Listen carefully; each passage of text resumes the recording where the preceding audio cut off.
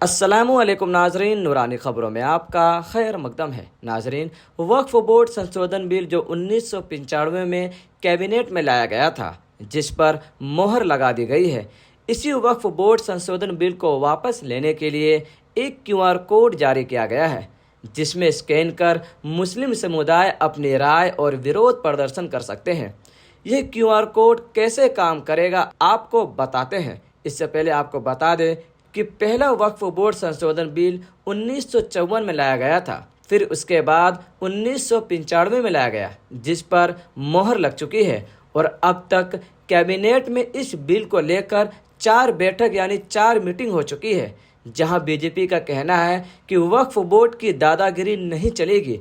वहीं विपक्षी इस बिल को लेकर विरोध में है। बीजेपी ने वक्फ बोर्ड पर यह आरोप लगाया है कि वक्फ बोर्ड ने DDA, रेलवे और कई ऐसे कंपनियों के जमीन पर कब्जा किया है। वहीं असदुद्दीन ओवैसी का कहना है कि बीजेपी और हिंदुत्ववादी और RSS का एक एजेंडा है कि वह शुरू से ही वक्फ बोर्ड और वक्फ प्रॉपर्टीज़ को ख़त्म करना चाहती है और मुसलमानों को कमज़ोर करना चाहती है। इसी चीज़ को लेकर लखनऊ के ईदगाह में जुमे की नमाज के बाद मौलाना खालिद रशीद फरंगी महली ने खुद लोगों से इस मुहिम का हिस्सा बनने की अपील की है। देखें इस वीडियो को। आवाम की आसानी के लिए पर्सनल लॉ बोर्ड ने QR कोड जारी किया है, तो उस QR कोड के जरिए से आप आसानी अपनी राय ज्वाइंट पार्लियामेंट्री कमेटी तक पहुंचा सकते हैं। इस QR कोड के माध्यम से मुसलमानों से राय ली जा रही है कि वक्फ बोर्ड संशोधन बिल लाया जाना चाहिए कि नहीं। इस मुहिम की शुरुआत India Muslim personal law board ने की है। India Muslim personal law board ने वक्फ बोर्ड के आए इस बिल पर मुस्लिमों की राय के लिए QR कोड जारी किया है और लोगों से अपील किया है कि इसमें बढ़ चढ़कर हिस्सा ले और अपना विरोध दर्ज कराए। ईदगाह के अंदर लगे QR कोड किसी पेमेंट का कोड नहीं है।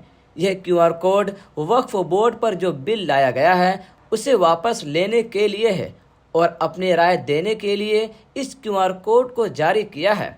जब आप इस QR कोड को स्कैन करेंगे तो कुछ ऐसा लिखा आएगा। वक्फ संशोधन विधेयक 2024 पूर्ण रूप से अस्वीकार्य है। माननीय संसदीय समिति के सदस्यगण, मैं वक्फ संशोधन विधेयक का कड़ा विरोध करता हूं। यह विधेयक मौलिक अधिकारों, इस्लामी चैरिटी कानूनों और स्थापित न्यायिक सिद्धांतों का उल्लंघन करता है। साथ ही इसमें महत्वपूर्ण परिचालन अक्षमताएं भी है। यदि यह विधेयक पारित होता है तो अधिकतम वक्फ संपत्तियों का नियंत्रण सरकार के हाथों में चला जाएगा। इन संपत्तियों को पुनर्वर्गीकृत और पुनर्निर्धारित करके घटा दिया जाएगा और वक्फ संपत्तियों के प्रबंधन के लिए एक अपारदर्शी, पक्षपाती और अक्षम संरचना स्थापित की जाएगी। ऐसा कानून संशोधन में नागरिकों के विश्वास को कमजोर करता है। मैं आपसे इस विधेयक को तुरंत रद्द करने का अनुरोध करता हूं। अस्सलामुअलैकुम रहमतुल्लाहि वबरकातुहू। ये जो वक्फ एक्ट बिल आया है उसके तहत एक कमेटी बनाई गई और इस कमेटी ने इस बात को ऐलान किया है कि जो लोग इससे नाइत्तेफाकी रखते हैं वो उन्हें मैसेज के थ्रू या ईमेल के थ्रू या तो फिर उन सबको आप एक ख़त के ज़रिए, लेटर के ज़रिए इत्तला दे सकते हैं। तो all India Muslim personal law board और दीगर हमारे उलमा इकराम ने मिलकर एक बारकोड बनाया है। तो अब हमको सोने की ज़रूरत नहीं है या तो फिर दोस्तों के साथ बैठकर खाली डिस्कस करने की ज़रूरत नहीं है, बल्कि आपको और हमको ज़रूरत है इस वक्त कुछ हलचल करने की। और ये हलचल ऐसी नहीं है कि रोडों पर आना है या तमाशे करना है, ये नहीं, बल्कि आपको और हमको अपना फ़ोन लेना है, बारकोड को स्कैन करना है और मैटर जो लिखा गया है उसे पढ़ना है, समझकर उस लिहाज से उसको ईमेल करना है और ये बताना है कि हमारा वक्फ बोर्ड है, हमारे वक्फ की जायदादें हैं। जो एक बार ज़मीन वक्फ हो जाती है वो अल्लाह तबारक व तआला के हवाले हो जाती है और हम इस नए कानून के सख्त खिलाफ करते हैं और ये वक्त है आपको और हमको एक होकर काम करने का।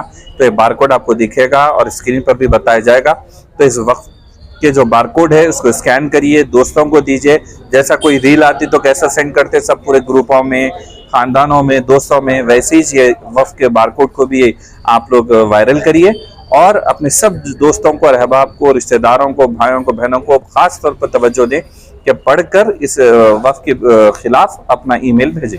बहरहाल आप इस बारे में क्या राय रखते हैं? क्या यह संशोधन बिल वापस होगा कि नहीं?